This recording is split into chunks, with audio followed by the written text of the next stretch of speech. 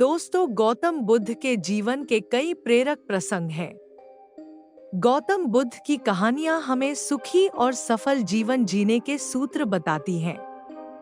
जीवन में आप चाहें जितनी अच्छी अच्छी किताबें पढ़ लो, कितने भी अच्छे शब्द सुनो, लेकिन जब तक आप उनको अपने जीवन में नहीं अपनाते, तब तक उसका कोई फायदा नहीं होगा।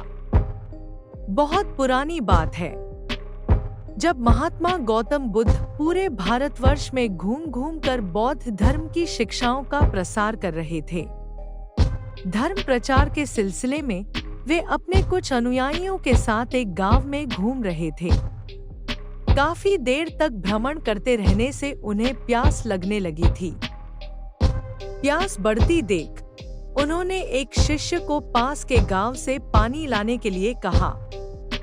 शिष्य जब गांव में पहुंचा तो उसने देखा कि वहां एक छोटी सी नदी बह रही है, जिसमें काफी लोग अपने वस्त्र साफ कर रहे थे और कई अपने गायों को नहला रहे थे।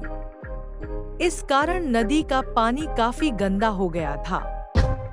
शिष्य को नदी के पानी का ये हाल देख लगा कि गुरुजी के लिए यह गंदा पानी ले जाना उचित नहीं होगा।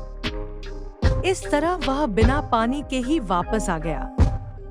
लेकिन इधर गुरुजी का तो प्यास से गला सूखा जा रहा था, इसलिए पुनः उन्होंने पानी लाने के लिए दूसरे शिष्य को भेजा। इस बार वह शिष्य उनके लिए मटके में पानी भर कर ले आया। यह देख पहला शिष्य बोला, नदी का पानी तो गंदा था, फिर आप ये पानी कहाँ से लाए? महात्मा बुद्ध थोड़ा आश्चर्यचकित हुए।